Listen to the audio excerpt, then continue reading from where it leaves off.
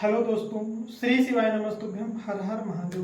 तो कैसे हैं आप सभी दोस्तों। आज हम जिस उपाय के बारे में बताने जा रहे हैं बहुत ही खास होने वाला है और सोमवार का दिन भी पड़ रहा है। जी हाँ दोस्तों, हम बात कर रहे हैं नाग पंचमी के उपाय के बारे में, जो कि नाग पंचमी पड़ रही है इस वर्ष सोमवार के दिन, और ऊपर से सावन का महीना और नाग पंचमी का दिन, और तीसरी सबसे बड़ी बात कि सोमवार। जी हाँ दोस्तों, बहुत ही अच्छा शुभ मुहूर्त आया हुआ है। अगर हम इस उपाय को कर लेते हैं, बस कुछ नहीं है, जैसे कि आप डेली जल चढ़ाते हो सेम वैसा ही करना है।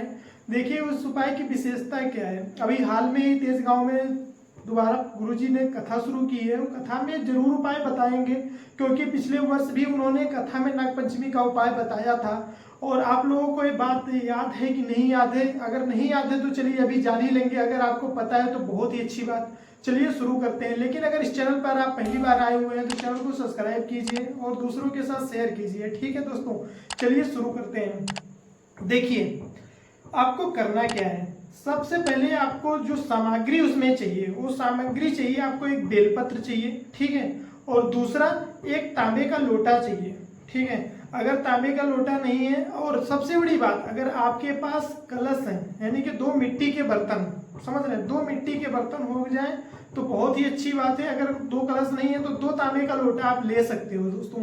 और आपको करना क्या है, जो आपके नजदीक में शिवालय हो, जो भी मंदिर हो, जहां भी है, अगर शिवालय नहीं तो आप बेलपत्र के पेड़ के नीचे भी इस जल को चढ़ा सकते हो, इस उपाय को कर सकते हो। लेकिन देखिए अगर शिवालय है तो बहुत अच्छी बात है, ठीक है।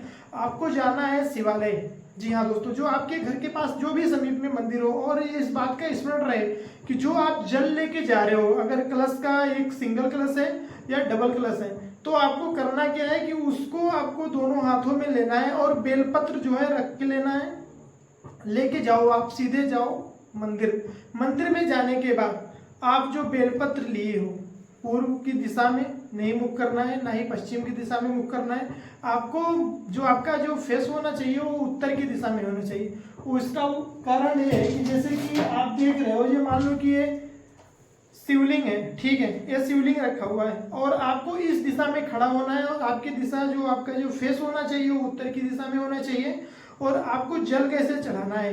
देखिए जल चढ़ाने के लिए आपको जो आप दोनों हाथों में ले रखे हो जो श्री शिवाय नमस्तुभ्यम का, वहां पर आपको 11 बार जाप करना है, ठीक है।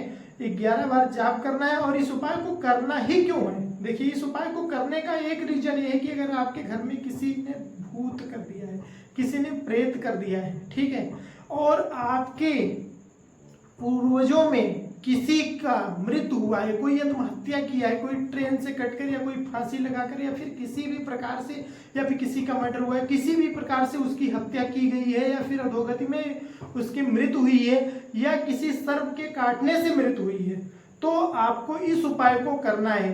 देखिएगा, क्योंकि जो पितृ दोष होता है ना, पितृ दोष, अगर आप सावन में किसी बेलपत्र के पेड़ के नीचे जल चढ़ाते हो, या दीपक जलाते हो, या फिर शिवलिंग पर जल चढ़ाते हो, या कथा सुनते हो, तो कहा यह भी जाता है, पूज्य पंडित प्रदीप जी मिश्रा ने बताया है कि अगर आप कोई व्यक्ति है ऐसा जो कथा सुन के जा रहा होता है, अगर उसका कोई चेहरा भी देख लेता है ना, तो उसके जो पूर्वजों में भी अगर कोई प्रेत बाधा या फिर किसी अधोगति में मृत्यु हुई होती है तो उसको शांति मिल जाती है, उसकी आत्मा को मुक्ति मिल जाती है, वो सीधे शिवधाम जाता है। वैसे भी चल रहा है शिवयुग।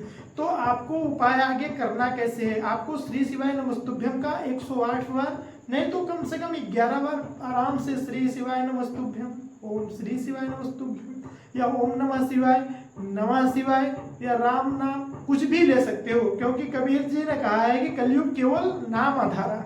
जी हाँ दोस्तों, अगर नाम लेकर इस उपाय को करते हो, दोनों दो जो आपके पास जो मटके हुए हैं, फिर जो तांबे का बर्तन है उसको लेना है, और उसके बाद कुछ इस प्रकार से, दोनों को कुछ इस प्रकार से बेलपत्र पहले रख देना है। बेलपत्र रखने के बाद वो बेलपत्र की जो पत्तियों का जो मुख होना चाहिए वो आपकी दिशा में होना चाहिए, मतलब कि आप उत्तर की दिशा में खड़े हो, और जो उसकी डंडी होनी चाहिए वो अशोक सुंदरी जी के स्थान की तरफ होनी चाहिए, जो उस तरफ होनी चाहिए। और रखने के बाद श्री शिवाय नमस्तुभ्यम बोलते हुए दोनों धार को एक साथ मिलाकर अगर आप इस उपाय को कर देते हैं तो आप देखिएगा आपके घर में जो भी कला, जो भी समस्याएं, या फिर आपकी अधोगति में किसी की, आपके परिवार या पुरुषों में मृत्यु हुई होती है, तो उन सभी का समस्या का निदान हो जाता है, उन सभी को धाम चले जाते हैं, उनकी आत्मा को शांति मिलती है। और जायज़ सी बात है कि अगर कोई आपके घर को बांध रखा है, किसी ने प्रेत बाधा कर दिया है, कोई प्रोपोगंडा टोना टोटका कर दिया है, तो उन सभी समस्याओं का निदान सिर्फ इसी उपाय से हो जाएगा।